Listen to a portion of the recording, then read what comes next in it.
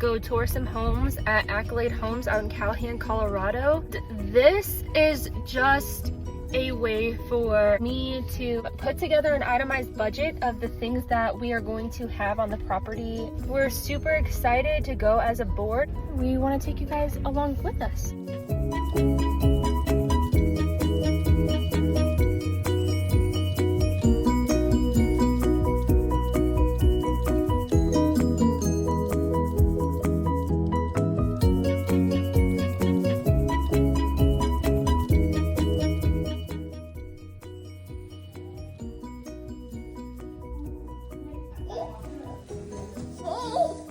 It's got some small rooms. Everything is customizable. So this model, I don't even know what this model is, but it's ridiculously nice. What I'm really looking for right now is 1 and 2 bedrooms. They only have models of 3 and 4 bedrooms. So let's go check out the other places. We're way to the second house. I'm gonna open it up here.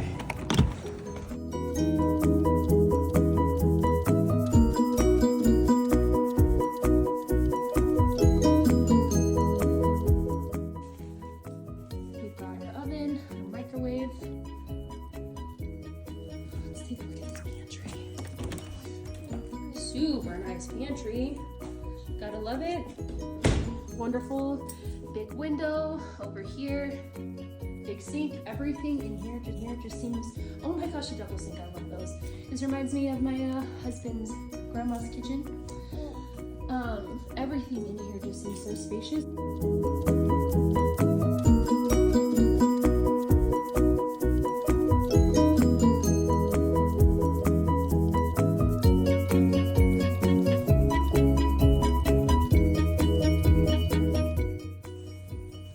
We have our bedrooms, which these seem to be bigger than the last ones. This is a 3-bedroom, and I do like this model quite a bit.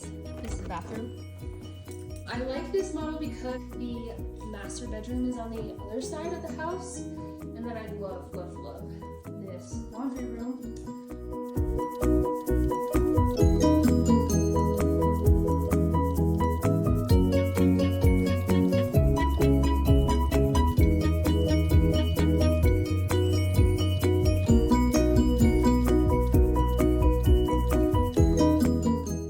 This model is probably not exactly what I'm looking for. I think everything is a little bit too grand. I still want the nicer upgrades, like nicer appliances, but it's just a little too much.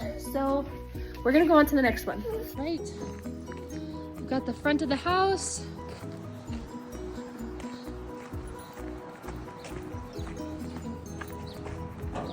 And we've got everybody else in there already, so we're gonna open it up.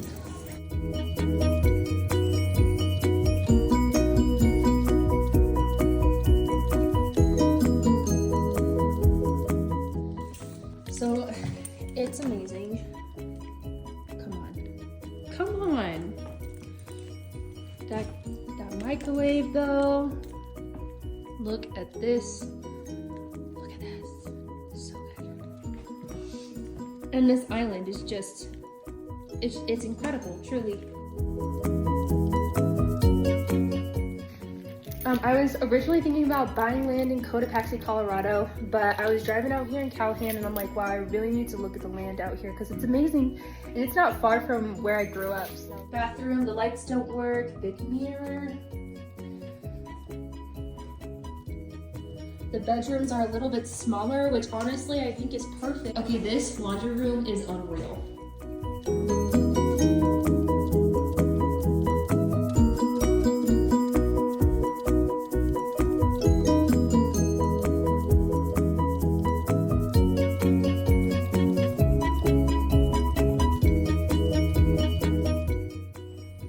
So we got the master. Big master bedroom. And then we have this, nice sinks. And like I said, everything here is customizable. Separate toilet space, nice. And then, oh yeah, it's a great house. I love everything about it. The only things that I would change for an applicant is just taking out one of the bedrooms. I love this layout. So it's pretty much exactly what I'm looking for. All right, on to the last model house. That's a lot of windows. Ooh, we love windows. Look, we've got Candace, my secretary. She's looking at the houses with us. It's the videos I've been posting are painful. I saw one of your baking videos and that actually turned out really well. Oh, thank you. All right, I don't need to. The outside! Yeah, you've never been there before. Can I come into the indoor kitchen? This space. Good. Lucy!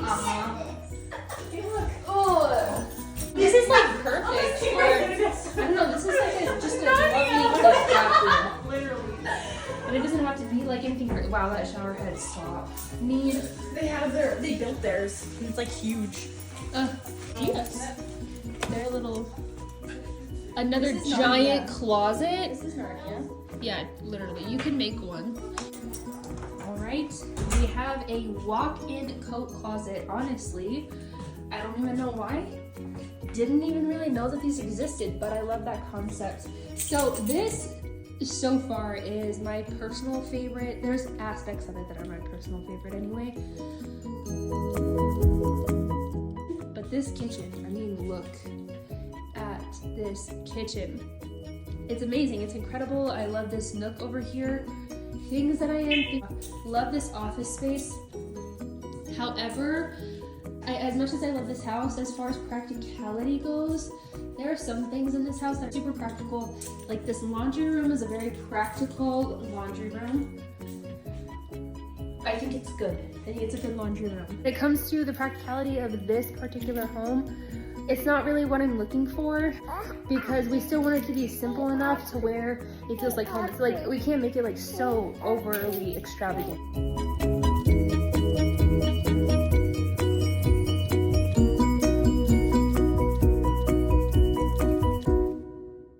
So I just wanted to explain what my initial plans were for the property and then kind of compare it to what we ended up touring. My initial plans were duplexes and fourplexes, and because I don't want like a full-on apartment situation, I want everybody to kind of like have their own space, their own backyard. Ultimately, I don't think that I'm going to use any of the models that we toured and put them on the property.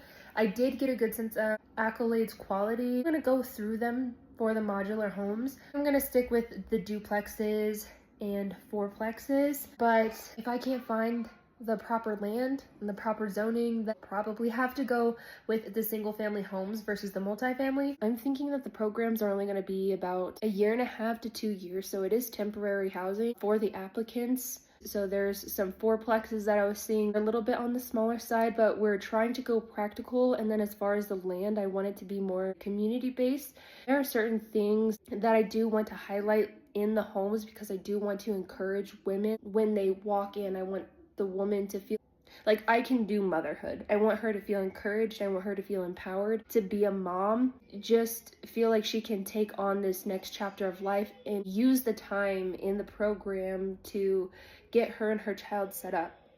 Now, the main focus of the program is the housing, obviously, but there are going to be other things on the property. There's also going to be a daycare program that other people that aren't even a part of the housing program can join in, but they have to pay a fee, and then the daycare program looks a little different for the people that are a part of the housing. I want to have like an employee office, an office space where certain employees, they'll have like their own space to work, and then a main office space where whenever we're bringing in new applicants or people are touring or whatever the case may be. But then also I want everybody to know that I have thought very in depth on security. So I've already got pricing for night patrol and a 24/7 hour armed guard because we are going to be at any given moment and have up to 75 to 100 people on the property. That's a lot of people to ensure that they are safe, at least once all of the housing development is established. There's definitely a need there to have an armed guard, night patrol, and the proper gates and safety equipment, surveillance.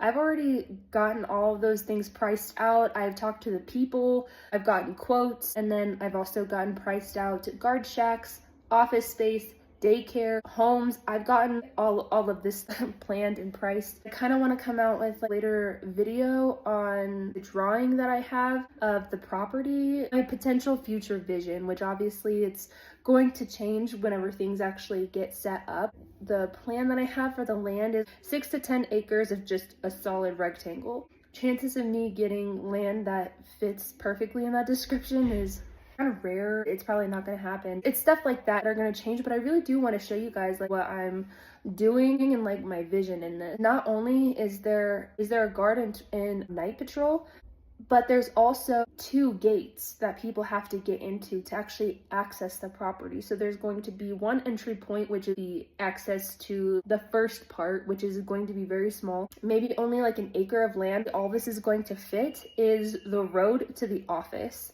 It's gonna have the guard shack, the entry point, and then maybe like another parking lot. Essentially, that's all that you can access between the first gate and then the second gate. And then once you can get past the second gate, you have to have key access. Nobody can just access this property whenever they want. You have to have approval, and then everybody also has to go through a background check. I can't just accept everybody into this program because I also have to think of the people's safety. We can't take applicants who are struggling with drugs. I'm not equipped to rehabilitate a mother that's on drugs. They have other resources for that. I don't think that Colorado has great resources. My specific organization is to get women who are in a hard situation or families who are in a hard situation, particularly financially, or maybe they're struggling in their marriage and they're just feeling defeated in this journey of parenthood, motherhood, fatherhood, whatever the case may be, and they want a resource that can help them get through this period of time and then also teach them how to get stable. And I do think that community has a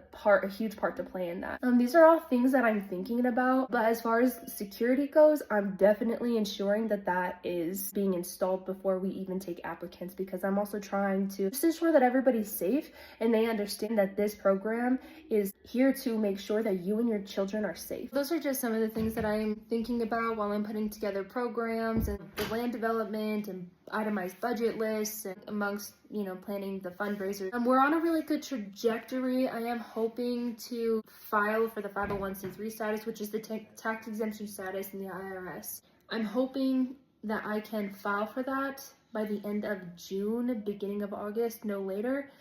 And it can take up to 3 to 6 months. That's like the typical time frame to receive the determination letter, essentially stating that you've received your tax exemption status. And I would hope that I get that determination letter like right at the 3-month mark, but I don't think that I'm going to be receiving it any earlier than that. So I'm trying not to get my hopes up. So it's gonna be a process, and I appreciate anybody who's supporting us through this process and being patient, because it doesn't sound like we're going to really be able to get boots on the ground buying land. Really, we can't get any of these large donations until we get that 501c3 status.